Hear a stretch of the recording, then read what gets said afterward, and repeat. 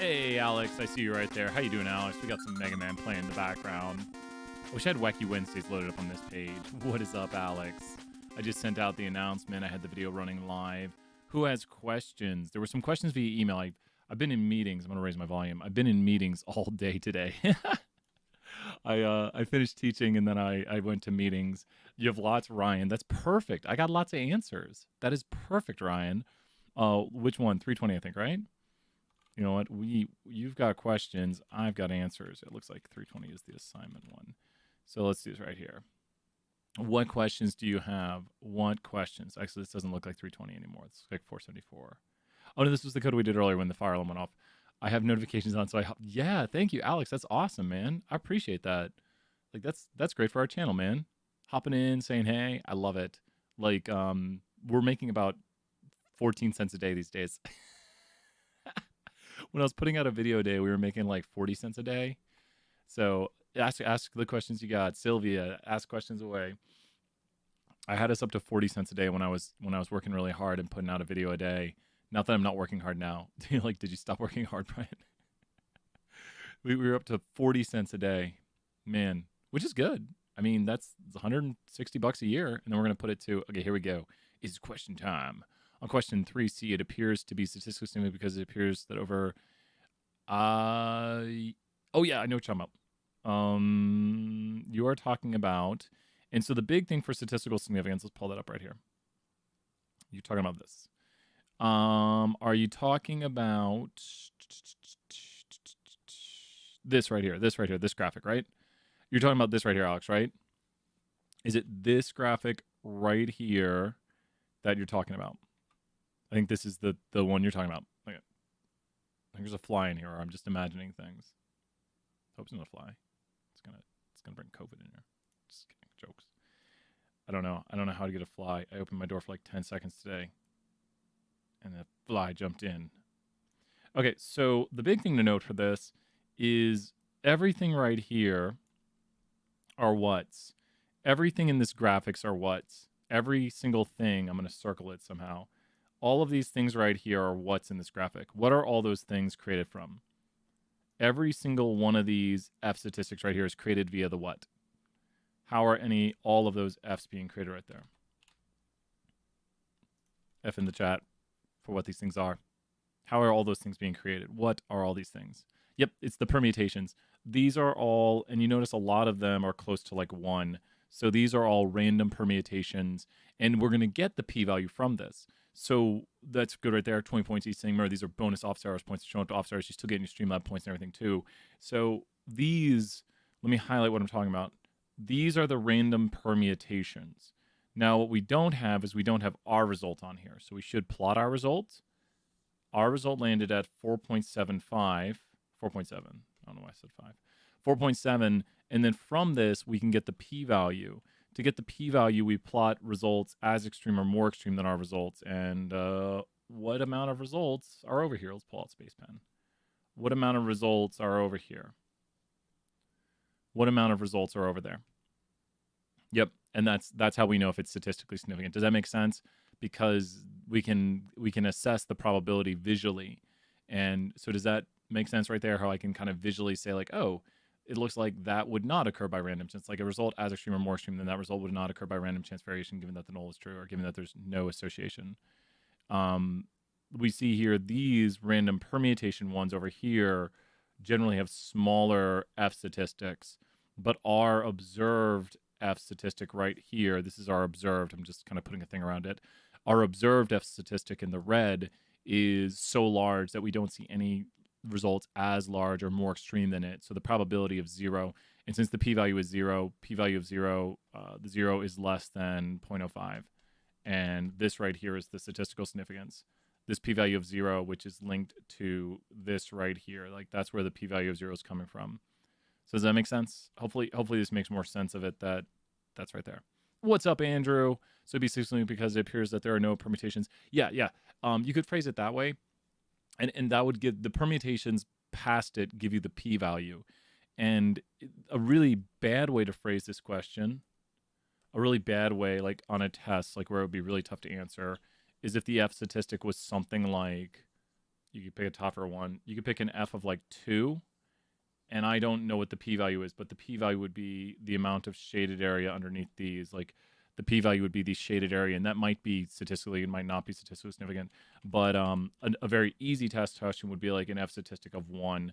And this is definitely not statistically significant because that's way more than 5% of the curve being shaded in. So the p-value is the amount of the curve shaded to the right of it. So to make it very clear right here, this is the p-value. And the red line, this is not our example anymore. We're talking like beyond the example. The red line stands for our results.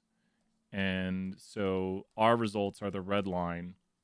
And then the black distribution right here are random permutations. These are permutations. And you should understand what's going on here pretty well with this. Hopefully, yeah, that's awesome. No, that's what we want, Alex. Like, it's showing you your result and the probability of your results or more results more extreme happening by random chance variation. So really what you have just with the permutations are just random chance variation results. So everything you're seeing here is just random. These are all can't hit the button. Monster Cat's gonna take and put ads on our videos. Why you do that, Monster Cat? And then when we plot our result right here, we plot results as extreme or more extreme. You know what we can play? We can play Punch Out. We've never gotten in trouble playing Punch Out. We're just going to play it 50 times till we get in trouble. We don't get in trouble. Nintendo takes down our videos. So what other questions were there? I think we have questions 2D through F. Let's do questions 2D through F. Let's do this. We got our Nintendo out of the way. Here we go. We're going back to 2D. So to do conditional distributions, what is a key word we use for conditional distributions? Like, what is a word that I would throw in when I'm talking about conditional distributions? So when I talk about conditional distribution, I'm making rice in my rice maker, and I'm just waiting to hear, like, something. I'm, like, eating every last bit of food I have before I go to Texas. And I got rice. It's a good rice maker. When we do conditional distributions, what's a key word I like to say? It starts with a G. So we do during Christmas, or what we should do. Not the R. Not receive. And so what is the word that we use? Give. Yep. And so given. Given this is true. So when you do a conditional distribution, you say given this is true, like given someone is female. So this is the conditional distribution of female. This is the conditional distribution of male. This is the marginal distribution of location. So listen to the keywords as we highlight them. Conditional distribution of female. Given somebody is female, what's the probability to sit in the back, front, middle, varies, total? Given somebody is male, what's the probability to sit in the back, front, middles, varies, total? And to do a conditional distribution, you go in here. Oh, nice job. What is this? Paste bin. Oh, you got more code for me? Here's the code for the... Oh, let's check. I'm going to check that out. 45 divided by 250. So the probability a male sits in the back is 18%. The probability a female sits in the back is 18.8%. The probability a random person sits in the back, which is all people, is 18.48%. And let me pull up this code right here. Yeah, nice. Awesome. Great, Alex. Amazing work with this, and awesome job using Pastebin right here. Good stuff on that. And so we can see Alex drop some code in right here because you can optionally code it. And so we see he made an open vector for girls right there. I think you're using what we did before. Label print. Okay, wait. Now I'm a little confused on this. Okay, so you've got here, you're doing a for loop. You're doing the columns trick we're doing. So you're doing this right here. So wait, location. I think I have the code from previous in here. Okay, let me see. Does it work? Label percent is not loaded. Do you have a label percent code that I'm missing? Label percent is a function I don't seem to have. Because label percent looks to be a function. Maybe you'll explain to me what's going on here, Alex. What's going on? Library scales. Oh, cool. Well, I've never used the library scales. I don't know if I have it. Alex, you are doing... Oh, I do have it. Look at that. Look at that. Boom. Boom. That's cool. So label percent, what does that do? Because you're using it without any... Look at the scale stuff. It's got a lot. So label percent... You're using it after it. Let's just remove it and see what it does now. I think it puts it as a percent. I mean, kind of says what it does. Yeah, it's putting what you put right here. It's taking that object, but it doesn't need to be inside of it. That's what's interesting to me. because you close the argument there. So it just turns a rounded sum to a percent, real simple. Yeah, that's so cool. And the way you're using it is the why I'm confused. Will freak out if I do this. Yeah. So you put it after it?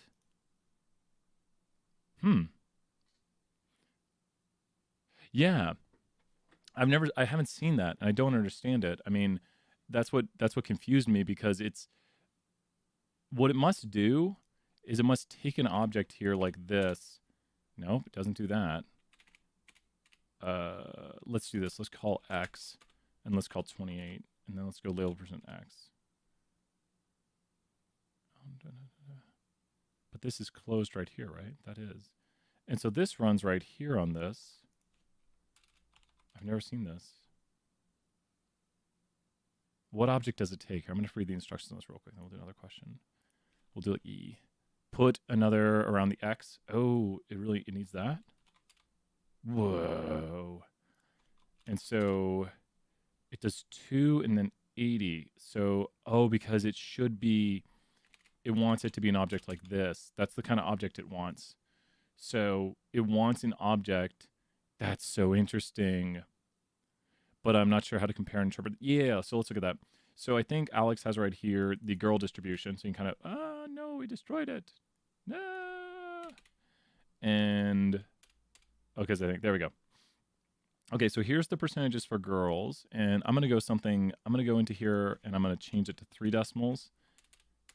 And, no. It does it to a percent. So I think it's just rounding it up. So the percent thing will put it out. I don't know all the arguments for it yet. So, and great work on this right here. This is excellent. Like, you really understand what's going on if you're doing stuff like this. Like, great job. You're making me learn things. Be like, how does this label percent thing work? Which is pretty interesting. Never seen it before in the scales package. Pretty cool package right there. So when you compare these, here, Alex, do you want to see something? You're going to be really sad if I show you this. Watch this. You go. Okay, don't be sad. This comes from Survey 11, and watch this. Associate.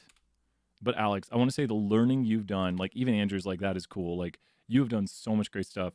Nearest percent. Oh, it does? Oh, I should read the questions. That would help. It's a good idea to read questions. It's sitting position, I think. Really? Where's sitting position? Is it like EX? Is it not in EX11? Sitting position. Maybe it's in EX9. I think I'm going mad right here. And I'll show off how this...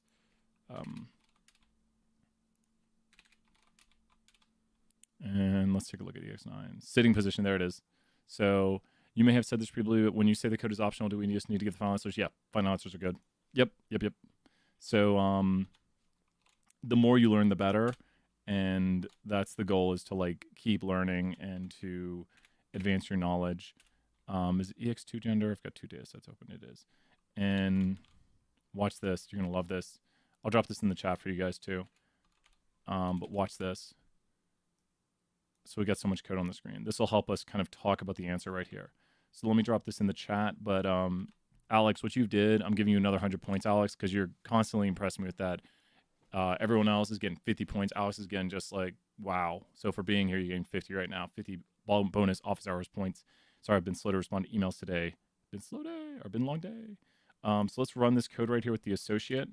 And you have to run the prior codes to it. You have to run, I'll do this right here. You have to run this line of code too. Andrew, send me your points. Well, you're here a lot, so it's really good. Take a look at this right here. Computer's fan just turned on. So if you take a look at this right here, take a look at this. Check this out.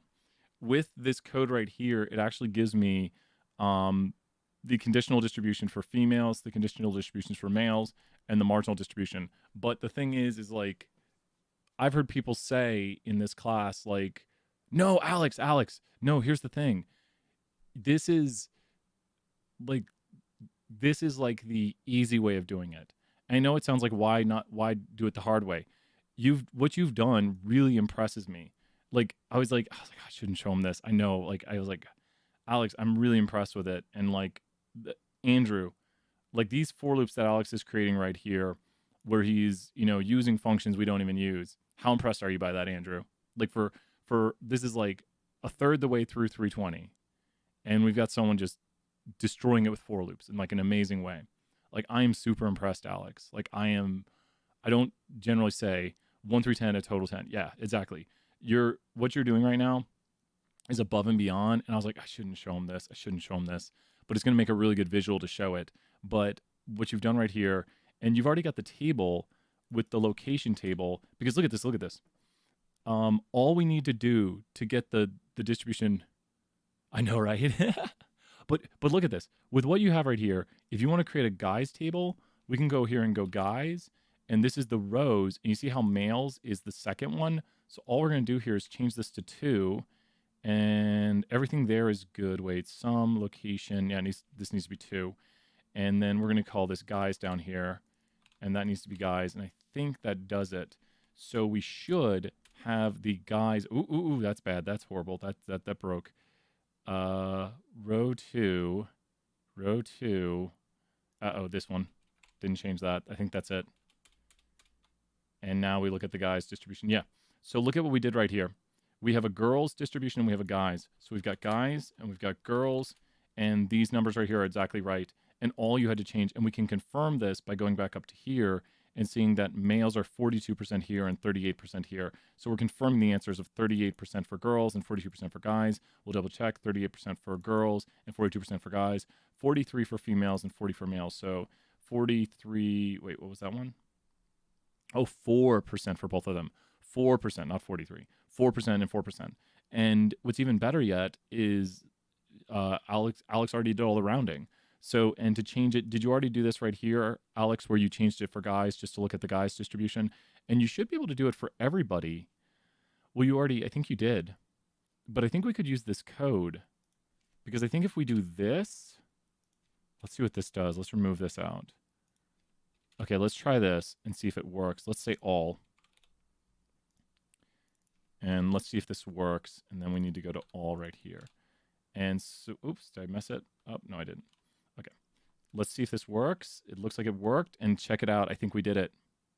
So and that's 183744, 183744, and look how easy it was to change the code that you wrote. Yeah, and so did you just change it this way for all? Like to change it to all, you just simply you can change your code like this, and that's the key where you get really good at coding. Nice job, Alex. Nice job. Yeah, yep, perfect. Yep, overall, perfect. Yep. And then you don't, this right here is superfluous code. Like that's not needed anymore, which you have in your code. Alex, amazing. This is where you get a lot of skill sets. Like this is where you practice up and you see like, okay, if I just change this one thing, yeah. Perfect. And the big reason I'm showing this is just it's easier to look at for the moment, to see it all like this in this table. And look at this. Here's what it looks like visually. Do you remember how 4% of females sit, or 4.3% and sit in a varying position, 4% of males sitting in a varying position? The only real difference I think we saw was like 37% to 40%. And that was seen in that's females are 38% likely to sit in the middle, and males are 42% likely to sit in the middle. So here's the females who are 38% likely to sit in the middles, and here are males who are 42%. So this is 38 to 42, that's 4 to 4, and all the percentages are pretty close. Like when you look at this, males are just a little more likely to sit in the middle, where little less likely to sit in the varies, little less likely to sit in the front, little less likely to sit in the back. And males have a more likely to sit in the middle. But once again, are these big differences? Well, we can use our advanced knowledge down here. Just take a guess at the p-value. Who's got a guess at the p-value? Whoa, 100 points. I'm going to hit the mic. Hopefully you can guess. Yeah, you still hear me. Guess at the p-value, 100 points. Who's going to guess? Closest guess to p-value gets 100 points. Guess the p-value for extra credit. What's the guess of the p-value? Oh man, it's gonna, I think Alex and Ryan, Sylvia might, what are we using the male statistics for? We don't have to, but we can compare them. Like the males and female statistics are pretty close. They're all pretty close to the marginal distribution. Wow, Alex, you got a free 100 points right there. Alex, you were so close. You might have rewound the video, but still it counts. It counts. I'm impressed. That's awesome. Like you're within, if you did not rewind the video, you just guessed the p-value down to 4 thousandths of a decimal. You looked at that and you're like, about 78%. You were down to 4 thousandths of a decimal. So excellent work. Everyone gets 100 points for guessing. It's happy day today. It's happy fun day. So we don't have to use the male distribution. We're really just looking at this right here and saying how similar it is to this. Now, you could look at the conditional for the male and the female and talk about how similar they are, because really it's the same amount of males who sit in the back as about the same amount of females, same amount of males who sit in the front as females, and those don't differ from the marginal distribution that much. Does that make sense here, Ryan? Like, there's really not much differences between the genders on where they sit, and you see the marginal distribution over here on the side, and the marginal distribution looks a lot like it. The numbers I have highlighted right now, take a look at the numbers I have highlighted. The numbers I've highlighted right down here are these numbers here. The numbers I've highlighted here are these numbers here. These are the percentages within here. The numbers I've highlighted here, because these are conditional, are these numbers here. So the numbers across here are like 18%, 38%, 38%, 4%. So you can see that that's like 18, 38, 38, and 4. And then if you just look, they're all very similar. Does that make sense, Ryan? That there's really not a big difference. The differences are in minor percentages. Like this isn't even more than a percent difference. I would use, so there's really not good evidence of an association. One, if we know how statistical significance works, it's just flat out not statistically significant. Two, the differences between the conditional distributions and the marginal distributions are rather small. So if you look here at the marginal distribution over here, it's like 18.4%, and that's 18.8, and that's 18. So the differences are just decimal differences of like 0.4. And there's really not a big difference between where everyone sits and the differences with the conditionals, like given someone is female, given someone is male. It's very similar. Does that make sense there, Ryan? That and compare the numbers. Quote numbers is very important. Be like, for all students, 18.4% of students sit in the back, 18.5 technically. For the females, 18.8% sit in the back, and for the males, 18% sit in the back. This is a very small difference, and I really don't think that, I don't think that it's actually gender. I think these differences are probably due to random chance. The differences being due to random chance are noted right here in the p-value. All these differences we see, which are very, very small, are just likely due to random chance. It's like, yeah, if you collect data, you're going to see differences. Now, if it was more extreme, and we can do that pretty quickly, we can make a very extreme, like, favorite alcohol. Is favorite alcohol in this survey? Oh, we got to do that now. Which survey is this? It's survey 11. Of course we got to do that. Of course we're going to do that. We're going to see. Why not? Survey 11. We asked the question. Let's analyze this. So I'm going to get how to spell it because I don't know how to spell. And here it is right here. And so we can analyze this right here. This is not in the survey, of course. There's a quote on that. We don't want that. Whiskey.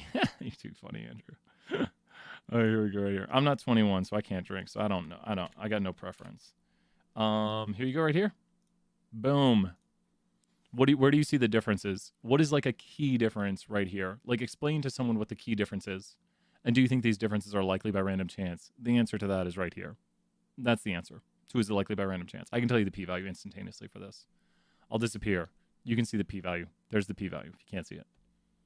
So what's the key differences you see here? Any key difference you see? When we analyze people's favorite alcohol based on, p-value 0, Sylvia, 50 points right there. Another 50 points, Sylvia right there. P-value 0, telling us that the differences we observe here are basically impossible by random chance.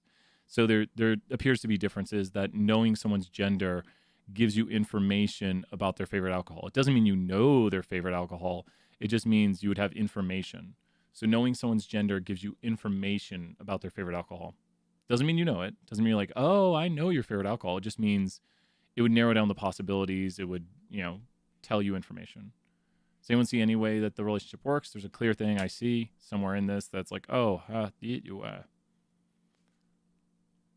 So it's not, males don't like liquor more. It's like, nah, and nah. There's where I think those are the key differences. Like, if you look at the percentage increase, is there an easy way to compute 2e than what did? Let me take a look. Yeah, let's take a look. I might do it right there. Let me see. Let me look. You are making me think, Alex, and I like that. You're making me be like, how do I do this? So you can explain that. For 2e, do we just multiply the overall percentage by people who sit in the middle by the 12 females? I think so, right? Does it want us to do a, what does 2e want? And 2e says, calculate the expected count of females who sit in the middle if there was no association. So calculate the expected count. The expected count is the formula row total times column total over grand total. So expected amount of females who sit in the middle. So the easiest way to do this one, it's in the notes. So if you want the expected count for females, you go here. And whenever you want an expected count, the formula is row total times column total over grand total. Let's write that formula down here. It's row total times column total over grand total. So we go here and we circle row total for females. And was it middle? Hopefully it's middle. Please make sure I'm doing the right one. And then there it is. And that is the formula. So the formula is written out for us right there. It's row total times column total over grand total equals expected count. And that probably, you might have solved all the expecteds. Let me see. I'll run your code here in a second. But this should, I'll let you, you can punch it in. You can punch it in. I'll let you put, oh no, don't check a window. It makes everything go away. We broke it. But let me take a look at this code right here. Sum of, yeah, that's it. That's it. This looks to work. That looks to be right. Sum of first row, sum of location middle. Yeah, because that should be the sum of the middle column. Yeah, that's the sum of the middle column. So that's row total times column total over grand total. Sum of everything in the location table. Great job. You know what you could do is you could turn this into a function. Watch this. We're going to have a tiny bit of fun with this real quick. And I think that's the answer. Not that, but it's that answer. You could turn this into a function called expected. So we're going to go here to fun.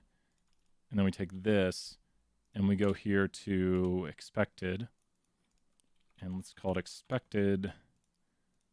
And let me go here and go put here this. Middle is that. And so we want the row and the column. So this will be row, and this will be column, and this is row, and this is column, and then we go return around this. And I'll drop this in the chat for you in a second here. That should do it. And now when we go to expected, we can run an expected on that table going to row 1, column 3, and it'll compute that. We could also do something like females in various position. So right there, the females who choose a varying position for the room they sit in, for like where they're in the room. And the males who sit in a various position would just be 2 right here. And this is for the amount of males we expect to sit in a varying position in the room. So that code right there, we just turned what you had into a function, and the function now allows me to input those. So I'm gonna drop that in the chat for you. I really like, Alex, that I know right here. I know, right? And now you can just augment your code by going here and being like, let's do males who sit in the back, because now I'm adjusting the rows in the column. So all I did was, you had chosen the variable, which is a fine way of doing it, but it was easier to then just pick a column. And you could actually probably do this for any data frame. You could set it up so it does any data frame like this, if you have a table like this. But yeah, there's the expected for, males who, so this is row 2, column 1, males who sit in the back. Yep. And that's the beauty of code. Like, why do it by hand? Why work it by hand when it's like, oh, we just got to do this. And also we can check these numbers with this right here. You see where it says 75.8. We might have a different order. 62.45. Is that the back? Oh, that's the beer one. Ha ha ha. So back, table of expected is 46.2. Yeah, there it is. 46.2. We're right. We're getting it right. And the table of expected is all the way back here. We'll compute it again real quick. Where is it? You can press up down here and you can go back through the things you've created. So there's the 46.2 and there's all the numbers of, there's that one. But all these values right here are being computed, and then we can also compute them. But learning how to do stuff like this is the key, because you want to be able to build your own functions. And if you look at how quickly I was able to turn that into a function, it's because I've practiced and I know the steps. And this is good for Andrew, who's watching right now. Like, the whole goal of writing a function, the first step in writing a function is to not write a function. Write a code that you want to work, and then turn that code into a function. I think we did 2F and everything, right? Let's see what other questions there are. The value of the discrepancy between all expectations of count turns out to be this. Below is a distribution of these with no association. Is the location significant? And actually, this is perfect because we already kind of did this one. Is it statistically significant? Why or why not? Is it statistically significant? Yes or no? So all of these things right here are all what's. You're right. Yep, Alex, you're right. And all of these things I'm shading are all created via what'sness. All of those things right here are created via what'sness. They're all random permutations. And then we're going to go here and we're going to plot our results. So here's our results of 1.07 something or something. Yep, random permutations. They're just random permutations. They're all created via randomness. So they're random permutations. 1.1. Oh, so it's even. It's like Baselian right there. No, come back. Okay, cool. Is it right? I can't draw a straight line. I'm horrible at drawing. 1.107. 1.017. I don't know what numbers are. And then this is our p-value. So please, once again, note that this is our result. This is like our result or discrepancy. It's a standardized version of like our result, just our result, not plural. And then this is the p-value. P-value is ridiculously large. And then this right here are the random permutations. Random permutations. And you better believe those will be on the test. Random permutations. And so it looks like our result was extremely probable. And we also see this via R. Like we can look at this right here visually. And there is our result right at 1. Here's all the results as are above it. And this time the p-value turned out a little bit differently. If you do run this, you do want to add in like a seed. And this will create the replication of results. It doesn't matter. Oh, we got 12 again? Now we won't. Show me it again, or the 0.082. So you notice the results vary each time I do this, not the discrepancy, but the p-value, because the random permutations will be different each time. And to show that off, we always do this, where we go permutations equals 4, and we can literally see, I'll go away, we can literally see behind where I was the 4 permutations. It's so funny because this p-value right now is 1. Here, let's blank the screen on this. Okay, go ahead and tell me. I don't like that one. Tell me the p-value right here. There were 4 random permutations, 100 points first persons, crazy office hours. It's wacky Wednesdays. Who here can tell me the p-value on this? This is a decent test question. Yep, Alex, you got it. Boom, it's 75. And 0.75 technically, but I know what you meant. You got it. It's 75% of the 75% of the permutations were as extreme or more extreme. So once again, you can see, I hit Wacky Wednesdays. It didn't appear though. There's a permutation. There's a permutation. There's a permutation. And 75% of the permutations are as or more extreme. Sylvia also 100 points right there, following along, getting these Wacky Wednesday points, crazy Wacky Wednesday points on office hours. This one's at 25%. Oh wow, yeah. If you notice, there's only one result that was more extreme than our result. So, you know, you could get a p-value of 0 if you just do something like 1 permutation. And so now the p-value is 0. You don't want to do something like this. There's p-value 1. This is a horrible idea. Why would you ever do 1 permutation? Do 100. There you go. You do, I think it's 500 by default. And then you get somewhat decent of a p-value. More questions. What more questions are there? Who has more questions? What other questions are there? What other questions? We did 2. We've done 2 pretty well. For 3B, this I think you got Alex. The statistical difference is the variation between the groups was 4.7 times larger than we would have expected due to random chance. So I'll go to the notes on that. The variation between the groups was 4.7 times larger than we would have expected via random chance. It's these notes right here.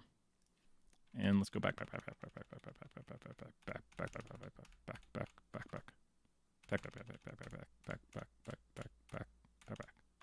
Here we go. Right here, the big thing is when we look at this right here, we're looking at the ratio of the observed difference over the expected. Here, I'm going to hop to lecture screen. So we're looking at the expected over the observed, and I think it even explains one of them. Yeah. So in f of 5 right here, the observed variability in the average values of y between levels of x is 5 times higher than we would have expected had all levels had fundamentally the same average. So basically right here, and I think does not do another one, just as the 5 one. I abbreviated a little bit, and I say that the variation we observed between the groups was 5 times larger than we would have expected, pretty much if there was no variation, like if it was all due to random chance, like as long as it pretty much talks about the variability between the groups, and that's the observed variability in averages. So what it's talking about right here with the F is it's specifically talking about the variation you see between these lines right in here, like these middle lines, these which are kind of the means. They're not technically, okay, we're talking, these are medians technically, but hey, Daniel, what's up? We have a chance, could we look at, yep, you got it, Daniel, I'm making a mod here too. Which one do you want to look at? We've done a lot of it, and which one do you want to look at in 474? Just be like, look at this problem right here. You got it. And this one shows more variation between the means of each group because an ANOVA's analysis of variance. The 3A and D. Cool. Let's look at 3A and D. 3A and D. Where's 3A and D? Hop over to the other screen. Back to you. 3A and D. Wait. We got to look at the assignment, right? It's like jumping between worlds. 3A and D. Question 3, page 71. Question 3, page 71. So with this one right here, what about, you got it, is that, Alex, that's 320, right? So did you go over some of 320 homework? Yep, I think we did some of it yesterday also. You can kind of like look around. Sorry. If you guys ever want to tag a part of the video with what I do, feel free to do that. That always helps me out and helps students out. If you ever like are watching a part of it, I'll give you 20 points. And that's not a lot, but if you just want to like in the comments of the video, put like, Brian works this problem at this time. That's really huge right there.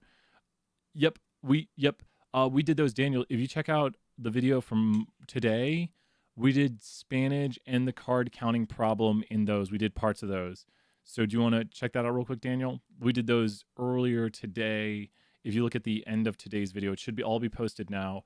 And those are at the very end of today's video in office hours. Like you'll see me doing, I make the card counting and I do the Spanish, and I think I do about 50-60% of those. Does that make sense? So those are in today's video. I do Spanish and then do card counting. So, and I can do those here after some 320. You got it. And what about this plot suggests that there may be an association between day and demand? Well, so if there's no association at all, how would these plots look? If there's absolutely no association between box plots, do I have a graphic up for that? I drew one out yesterday, I guess. If there's no association between box plots, how would the box plots look? Exactly no association at all, how would the box plots look? If there was no association at all, they would look perfectly even. They'd look like straight across, and I probably did a poor job at this one right here. I probably go away line. And yes, if there's some of an association, you're going to see differences. Like maybe you see that this one looks like this, and this one looks like this right here, and maybe they look like this. So the more different they look, the stronger the association. Awesome, Daniel. If anything you have questions on, feel free to ask. I figure since I just did them a few hours ago, that might help out the best. To like go check out that video. And so let's put some labels on this. This is weak, this is moderate, and this is like a strong. So if you notice right here, when this is weak or non-existent in this first one, because the box plots line up almost perfectly. And it's really hard to see any differences at all. This is maybe a moderate or moderate weak. I'm even leaning towards moderate weak. But we do see some differences between the mins. We see some differences between the medians, between the Q1s. But awesome. Alex, you're awesome. Dude, Alex, you're just, thank you so much, Alex. And thank you guys so much. That's, Alex, that's another 100 points right there. And Daniel, you get 100 points for asking. Alex, you get 100 points for helping. We're Stat Nation. I literally had the student who swung by today to pick up the weighted vest because I'm just like giving away stuff. And he was like, Stat Nation. And I like smiled because I'm like, man, it's taken on. Stat Nation, we're helping each other. And we got the Discord. So I'm really hoping next semester, especially with, you know, maybe even more things than ever being online, that we're really helping each other out, that we're really, you know, like there for each other. And that's awesome, Alex. Thank you. And does everyone understand here when we look at box plots? Yeah, there's a small association. When you look at the box plots over here, if you zoom in, enhance, enhance, enhance. My God, it's Jason Bourne. He's there. I don't know. Okay. When you zoom in on them, you can see that there's small differences between them. It's very small. Like this max is different than this max. That's a pretty big difference right there. That Monday and Saturday have a big difference between their maximums. Like this is like $7,400 and that's like $8,400 or demand of bikes. These are bikes from kiosks in like the DC, Virginia area, I think. So this is a demand of a difference of about 1,000 in the maximums, not in the medians, which is right there. So definitely noticing that the box plots don't perfectly line up. There might be a small association, but that's what we're looking at right there. Like if they perfectly lined up, then there'd be no association at all. There'd be no differences, but yeah, maybe something going on. What does the 4.7 mean? I think everyone's good on that. It's the, once again, go to the notes, and it's the variation between, and what it means is how much more it is than we would have expected. This page right here is amazing on this. You almost want to copy this down exactly, and frankly, you could just literally, just to make it kind of clear, you could just literally go right here and do this. And you'd probably want to say, the observed variability in the average values of demand between days. So I would probably put in your X and your Y things right here. So you could literally go to this page and say the observed variability in the average values of demand, which is the Y variable between levels of day, is 4.7 times higher, or like a factor of 4.7 times greater than what you would have expected had all levels had the fundamental underlying average value of demand. So right there. Brian, could check my code for today on the homework. I keep getting errors. You bet. Let's check it out. What is going on? Ben, no. Ben, if we were doing 474 this summer, you could be my student who does, where I've had it before, where someone does 201, 320, 474, and you just go all the way through. And that'd be awesome right there. Like I was telling my 474s in class, I had people do that they took like every, like over the summer, it's like, oh, I completed 201 through 474. That's so cool. I know. That'd be so cool, man. Party size not found. I got to go down here and EX2 tips. Did I load EX2 tips? Size of party not found. What is going on here? What's going on with EX2 tips? What you doing, EX2 tips? Size of party. That's it. There you go. It was a capital P, I think. I think that was all it was. It's mad about graphics. Smoker, data, seed. What is it mad about? What is it working for you now? External graphics. Wait. You're predicting size of party from Smoker. That should be the way it goes, right? Why are you being this way, R? Why do you hate me? I don't think we did much coding today in classes. Did we code this? We messed around with that. I don't think I did a... There's those. Yeah, so I don't have a file for today because we did a lot of work. We did activities and stuff. Let me close out R. Sure, save selected. Save selected. Let's go back in. Suppress warnings. Yes. Yes, suppress warnings is the best. Yep. Awesome. Thank you, Alex. Another 50. I know it's Wacky Wednesdays. You're helping me out. You know how to, you're learning it. You're doing a great job. It's Wacky Wednesdays, and Ben gets 50 for jumping in and asking. Is it? No, it's homework. That's his assignment. Is it going to break? Is it going to run? Let's find out. There we go. That's working. Just reset R, right? Reset R. Is it going to go crazy and tell me all these errors? Tell me. Warnings. Technically warnings. You know what I'll do?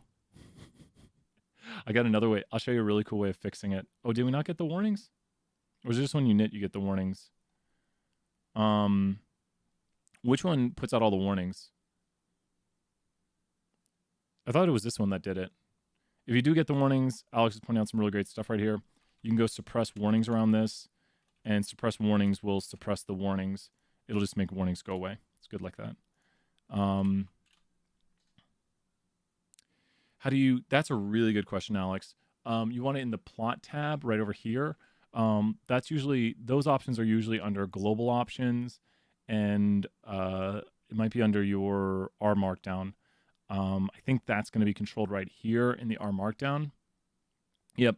So did you see what Alex was pointing out is we have right here, And so try changing it around in here. Like it's probably in your R Markdown. I think it's going to be under global options, R Markdown. I think that's where you want to go. If you're getting the warnings, you got it. Nice job, Alex. Just took me 10 years to learn all this stuff. I'll be like, it took me 50 years. No, I guess I've been doing this for 5 or 6, like coding every day. Every day. So this right here is our code, and all this might as well just be X, because all we're doing is suppressing the warnings on this code. So what does suppress warnings do? If you get a whole bunch of warnings, you just take your code and you put it inside of a suppress warnings, and then when it runs, what does the associate print out when it gives you the error? Let me look at it. Associate. So association, it's like a warning, right? Graphical error. Stop giving me that graphical error.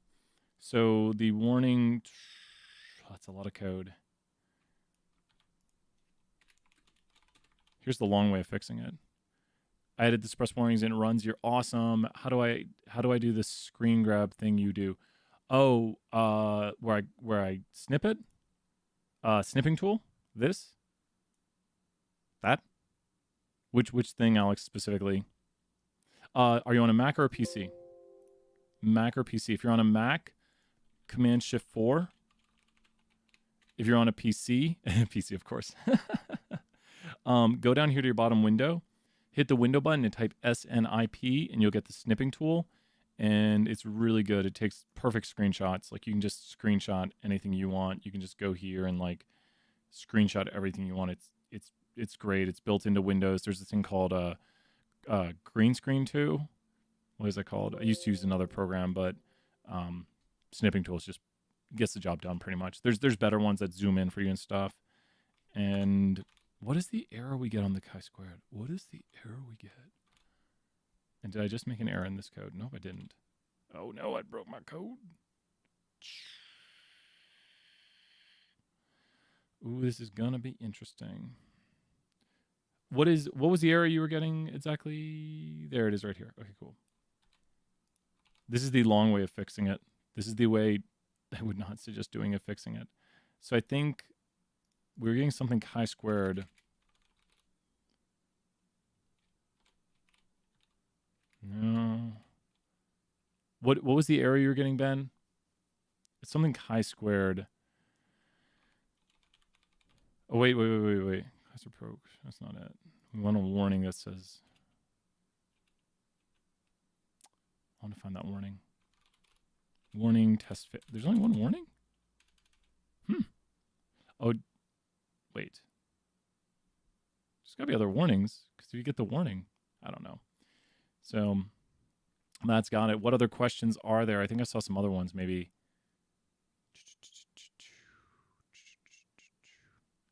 We did 3A and D, it looks like, or 3A and B. We did 3A and B. We haven't done D yet. So put those questions in the chat if you got them. 6B and D. Let's do 6B and D. Let's do it right here. 6B and D. Let's talk about it. 6B and D. What is 6B and D? What is it? Go away. I don't want to mess with that function anymore. 6B and D. 6A. Okay, here we go.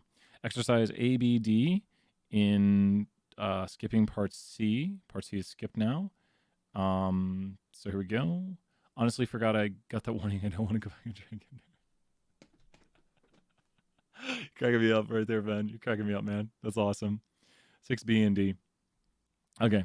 So 6A. Okay, this is 72, exercise 6. 72, exercise 6. Okay, I got it. 72, exercise 6. Page 72, exercise 6. Here we go. Okay. So we're going to look at the association right here between size of party and whether or not people smoke. So this is the Y variable. And this is the X variable. You can technically reverse it, but we're not going to do that right now. It'd be logistic regression, and we're not to that yet. So don't reverse it, and we don't want to do that yet. Party size range from 1 to 6, using different values. Run the associate. We already did that. Perform a test of the permutations. Now, here's one thing I want to point out. When you do this, you should use a seed. And when you get your result, you should look at it, and hopefully it's wait, did it say 5,000 or did it say default? Okay, no, that's the later one. Okay, so I'm going to remove this permutations, which is B, And I'm going to do it without the increased permutations. And now let's look at the result. Okay, does everyone understand why the test, did it say to test the ANOVA? It says compare the averages, so we don't even have to look at, technically we should look at this, and it looks a little weird, but it says to compare the averages. When you compare the averages, you're comparing the ANOVA. And so why is this test inconclusive? Who could write one sentence right now to tell me why this test is inconclusive? One sentence worth 100 points. We're going crazy on these Wacky Wednesdays. Office hours is a big way to get points. I've just lost my mind. Wacky Wednesdays, I get to just go crazy. Last Wacky Wednesday, we end class on a Wednesday. It's going to be a crazy Wacky Wednesday on those. I need to do the Thinking Thursday for tomorrow. I need to make a graphic tonight. It's getting late. It's getting late. Yeah. No, Ryan, you're totally right. Ryan, bam, 100 points right there, man. You got it. Yeah. So Ryan, what you said is 100% right. The interval right here, does that make sense? The interval right here contains 0.05. That makes the test inconclusive. And use a seed. And you're right, because the p-value in Alex is right too. Like this, the whole thing goes from a below to above. So the bounds of the interval contains 0.05. Like it has parts below and it has parts above. So maybe it's not significant. Maybe it is. I don't know. This interval is also inconclusive. We're not analyzing it, but this interval is conclusive right here. But the question specifically says to analyze the averages. So since we're comparing group averages, then the interval right here is the one we'll look at. Does that make sense to everybody? Like we're going to look at the averages. That's the one we look at. And change it to 5,000. The test should be conclusive. Is there a statistical significance between these two? Would you say that this difference carries practical significance? So whenever you do practical significance, you have to look at these differences. We're looking at the size of the party. Now, I don't want to give away the answers here, but I just want you to think about this. Now, once again, when you do practical significance, you can't just say yes or no. This is the size of a party at a restaurant, whether or not people do not smoke or whether people do smoke. What is the first thing you should do when doing practical significance if you're comparing these numbers? Find the what between them. 50-point question. Crazy points. You can get up to 500 points during these wacky Wednesday office hours. Yep, difference. Yep, both of you got it right there, Alex and Ryan. We don't find the difference. And like, if this is like a mom and pop restaurant, I don't know if that carries any weight, like that difference of 0.2. You can just grab these numbers, drop them right here, throw a minus between them, and then find the difference right here like that. And I don't think that 0.26 of a difference, like that's a quarter of a person in context. That's a quarter of a person. When we have a non-smoking party, it's a quarter of a person more on average. You'd be like, how can there be a quarter of a person? Well, it's like in the long run, like there might be 2 people, 3 people, 4 people, 3 people, 4 people, 3 people, 5 people, 3 people. And so you average that. And on average, a non-smoking group has a quarter of a person more than the smoking group. So it's a very, very small difference. And if this is a small scale restaurant, I don't know about it. But if this is a large scale, like chain restaurant, McDonald's, like, high class, Olive Garden, if it's an Olive Garden, we'll go with, the best of the best. I'm kidding. But if it was, like a restaurant that's doing tons of business, a quarter of a person more might be very important. And we should get where's my permutations?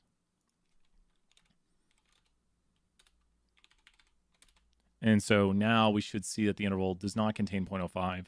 Hopefully, randomness can happen.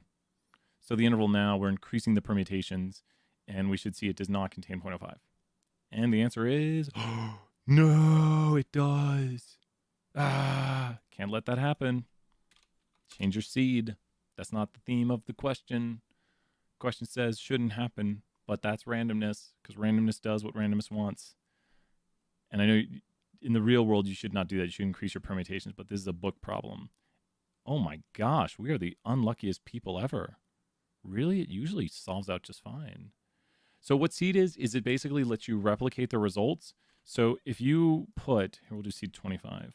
See if that works. I've never had this much problem getting a seed to work on this one. So run this code right here with me, Sylvia. Run that code if you have it in there, and you will get the exact same results as me. Because when we run this results, it creates random output. Oh, good. Look, now we got the theme of the question, which it wants us to find. So, Sylvia, if you have the code, go ahead and run it and see if your interval is exactly the same as my interval. So see if your interval is exactly the same as my interval. Like it goes from 0.034 to 0.045. And so I'm going to delete the code here in 3, 2, 1. Code is getting deleted. It's getting deleted. Here it goes. Did you get the exact same result as me, Sylvia? Did you get the exact same result? So you should have the exact same result as me. When you run the code, you should see the same exact thing. Oh, you didn't? If you did you copy paste the code I sent? If you copy paste the code I sent, it should give you the same result. Do you see this right here? And did it give you the same result? What does your interval say, Sylvia? Like, if you were to copy paste this part of your output, what does your interval say right there?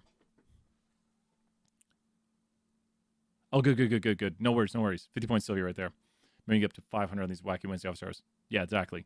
And so the thing is if we don't have a seed, so keep your eye on this output where it says like 0.394 and all this down here. If we don't run a seed, remember how it said 0.0394? So we're putting in our head 0.0394. We're remembering it should be right up here. Where's my 0.0394? Show me 0.0394. Where's it at? Without the seed, it's going to randomly create the randomness.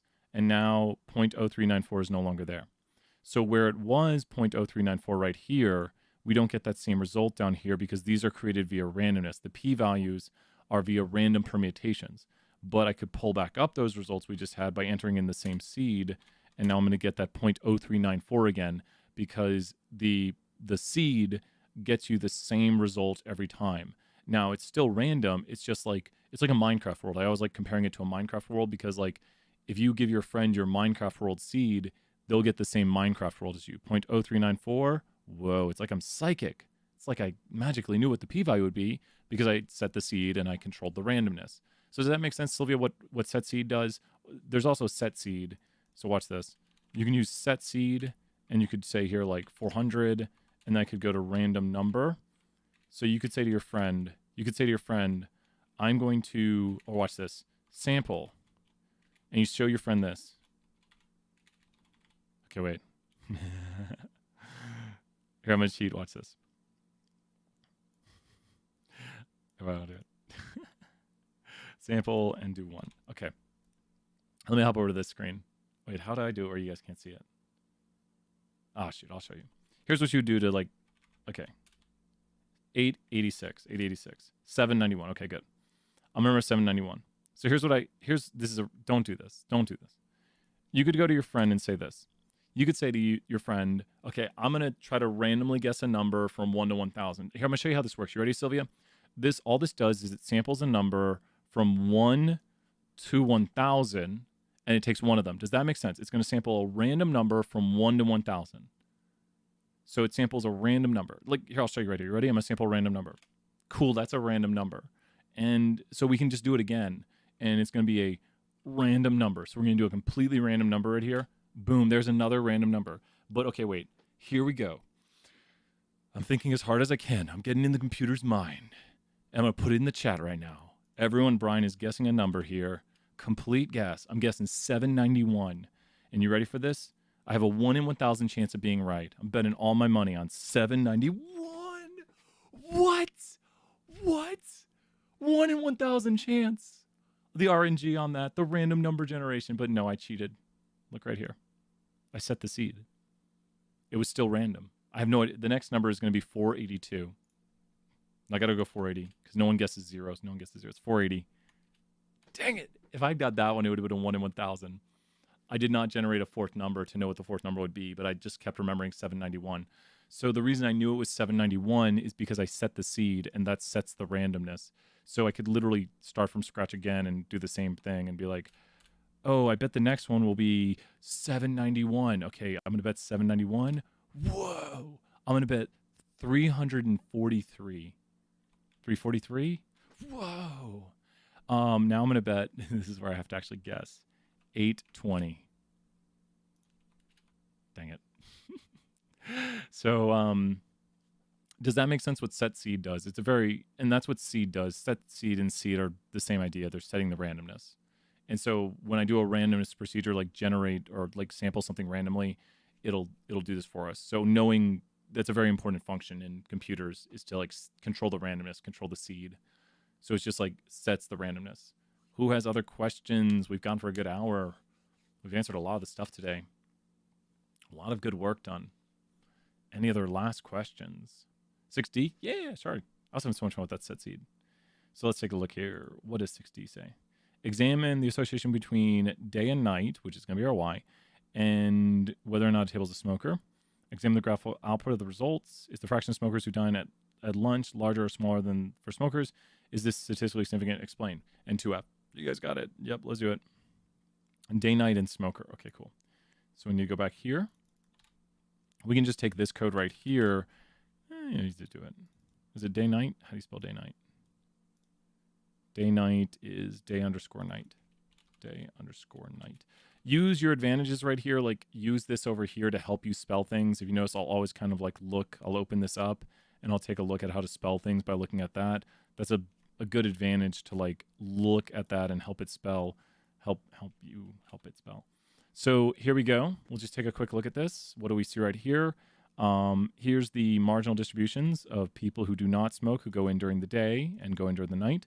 Here's the marginal distribution of people who do smoke, who go in during the day and go in during the night. Looks like during the day we have more non-smokers, and during the night we have more smokers. It's kind of what we would expect. Zooming in on this, you can see that during the non-smokers are a little bit more likely to go in during the day. So these are non-smokers are a little more likely to go in the day. But the p-value here is very high or very low. The p-value here is very high or very low. Now, that's not the p-value. Let's show what the p-value is here. What is the p-value? The p-value is graphically. The p-value, where's my pen at? The p-value is going to be this right here. That's the p-value. So the p-value is all the area underneath these curves, which there looks to be something way over there, which is ridiculous. But the p-value here is very what? Large or small? I mean, it's not like, yeah, very high p-values. This would be statistics. Yep, Alex, 100%. Yep. It's probably like a 0.40. Nah, it's probably 0.55. I'm guessing 0.55. How close am I? Brian gets 100 points if he's right. Delete. I say 0.55. That's, yeah, I was around 0.55, 50%, decent guess. I mean, it's definitely not small because there's a lot of area to the right of this. So this is a quite decently large p-value. 0.05 is the magic number we care about. The discrepancy is rather small. You gauge the discrepancy by the p-value. And then the interval is conclusive. So I think that answers it all because this is not a statistically significant difference, even though we do see more smokers coming in during the night. Like given someone is a smoker, they were more likely to come in at night right here. And given someone is a non-smoker, they'd be more likely to come in during the day. These differences here between the two groups look to be most likely by random chance. The differences are small and most likely by random chance. Does that help out with that one right there? All these questions, and the big thing is like understanding the output. Did you use that code from A for that part? Yeah, I did, and I think you should be fine. I changed this right here. I just changed this part of the code right here to day-night, and so you just have to change the Y variable you're analyzing because we're still using X for smoker, and then permutations. You can keep it at 5,000. I mean, it's not going to hurt anything. You can go back to the normal permutations. You'll still get the same result, basically, p-value of virtually identical. If the grader takes off points being like, you shouldn't do that many permutations, it's like, it's fine. It's just, the reason permutations is 500 by default is so it doesn't take more time. So we don't want to just needlessly make permutations, but, why not? Computers don't mind. Do you mind, computer? You don't mind, do you? So I'm losing my mind. So 2F right here. Let's hop over to 2F. 2F says right here, the value of the discrepancy between all the observed specs, it turns out to be 1.017. And so with this right here is the association statistically significant, why or why not? Now, once again, we need to know this. I know I've mentioned it a lot today, but when we look at this right here, what we have to know this instantaneously, because I'll put questions like this on the test. You guys got to remind me too. I'll write them anyways. But what are all of these things right here? You should know this instantaneously. 50 points right here. You can get up to 500 points on these wacky Wednesday office hours. So, so what are these things right here? All of those things are the whats. Yes, exactly. Random permutations. Yep. Great job. Practice, practice, practice. Great job, Ryan and Sydney and Alex. Permutations. Then we put in the red line for our result. Our result was 1.017. It gives it to us. That is the F. That is our result. And then we plot the results as extreme or more extreme than our results. And this shaded thing right here is the p-value. And the p-value is the highlighted stuff. It's not the curve itself. The curve itself is a histogram of random permutations that are created via just mixing up the data randomly. So once again, what does the p-value look here to be? It looks to be very, very high. We're doing a lot of p-value stuff. So this tells us that this f we observed, like specifically this f right here, what we observed with this f looks likely by random chance. Like it looks like it's statistically insignificant. It's not statistically significant. So the variation, or this is a chi-squared, so the conditional distributions do not show evidence of an association. So we don't have good evidence of an association between where people sit in their gender. There's not good evidence of an association. Knowing somebody's gender does not give you information about where they sit. That's awesome. More questions, more questions, more questions. More questions. I'm going to eat some dinner. Be really good. I'll answer the emails. There's like a new button on this. I'm afraid to push it. Oh, get Prime. I'm not going to push that button. That might be it. We've covered a lot of this. Do you guys pretty much have the assignment done? Is it making more sense? Is it like, are you starting to get, I know it's a lot, but I feel like this week was like, I feel like things slow down once we get through the coding portions of the class. Like we get through I know I've said this a lot, and I'm just always trying to gauge what people are thinking. But I know this class is probably like 2 hours of work outside the class a day. And so I really appreciate it. The more detailed, the better. Like I mean, I've rarely to never seen someone count it off. The biggest thing is it's a lot of grader preference. I'd prefer you go longer into detail. Don't just ramble, but give numbers, give actual numeric answers. And I think in July I'll probably be working on a whole new set of assignments for next semester to it's just, I tell you, I feel awkward explaining that it isn't because I feel like it's listening. Yeah, wait, let me make sure. I just feel awkward explaining that it isn't. Wait. So Alex, wait. You feel awkward explaining that it isn't statistically significant because the p-value is greater than. Did you mean greater than right there? Because if the p-value is greater than 0.05, it's not statistically significant, and then it's instantaneously not practically significant. So, and 3D is that one down here? Yeah, I think 3D is like virtually identical. And 3D, you'll plot again. Yep. Great job right there. 3D, you'll do the same exact thing, and you'll plot it. Yeah, that's what I thought. No, I was like, you got it. 3D is the exact same thing, but it's the counter example where the first one was not statistically significant. And then in 3D, we go over here, and we have the same idea going on in 3D, but this time it's 4.7. F equals 4.7. Oh, the last one wasn't an F, it was a D. Okay. Last one was a discrepancy technically because it was for chi-squared. Yeah, I think it was typo. Last one was a discrepancy. I just realized that as I was talking about. And this one is an F statistic for the ANOVA. So I was like, wait a minute. I was like, we did a chi-squared. And so this one's an F statistic. So just to clarify, small error with what I wrote. That's not an F. That is a discrepancy or a sum of all the cell chi-squareds. So that's a discrepancy right there. Or in classical statistical sense, the sum of all the cell chi-squareds. That's awesome. No, you guys and gals are doing great. It's so many meetings today. But I'm really proud of everyone. And coming to office hours and everything, practicing is what we do. And I'm really excited for next semester. I'll just tell you this much. I really care about you guys, and I want you guys to have the best education.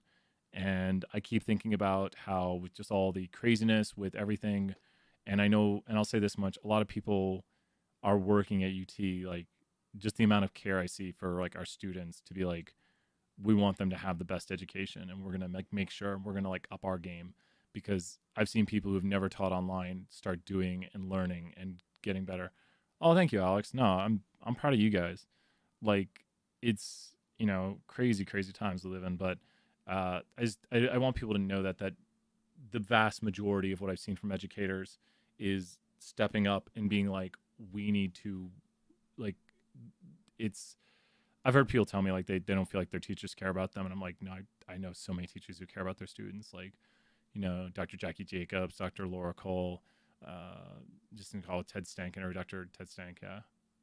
Thank you. Yes, Sylvia. I agree. I agree. And that's what I've got people talking to me about this kind of style we do right here. I feel like people are more likely to engage. Like it's easier to engage with this, and I can respond to you like that. And I've got people talking to me, so maybe you'll see other educators doing this. And I also got the grant. It makes it easier to ask questions because most people don't. Yeah, exactly. Like if you're in Zoom, it's kind of awkward because like, and when you ask something to the teacher, usually they're like, "There's a question." But in our class, it's like a constant conversation. It's like you guys talk in the chat, and my eyes. If you could see how I have this set up, the screen is like right here. It's literally over to the side, but I have the screen here, and I have the main screen here where I can like write on stuff. So this screen you're seeing on the screen right now is not my main screen. The other screen is to the right of this. It's over here. Just like got screen, microphone, second screen. So the way I have it set up really works. So you always see me looking this way. If you see me looking this way, I'm looking at the main screen when I'm like writing stuff. So this is the main screen. You can see the top of the main screen right here. It's a tablet that I can write on. But it's awesome. Like I'm really lucky. And then we got the toys. We got the fun toys. I always love this. Love it. We can just go over here and just do. We can talk like this anytime we want. We so rarely use this. Play our music. Go over here to radio voice. I think that's got it. We've done really well today. Yep, this will be uploaded, so you guys will have, I don't know, all of a sudden the signal got worse on YouTube. You guys will have everything uploaded, and so you should be all good there. All the effects are off now. You're welcome. Glad to help out. Email me if you're stuck. I'll probably be sending people to this video because we did a lot of great work on it. But that's got it. I'm gonna head off. I'm gonna eat some dinner. You guys enjoy your night. Email me if you're stuck. I'm gonna start responding to emails. I haven't responded to any yet today. Meetings. But we'll be here tomorrow. We'll do some office hours. You're welcome, Alex. Good job seeing everybody. Bye for now. Wait. You know what's gotta appear. It's of course Wacky Wednesdays. Wacky Wednesdays.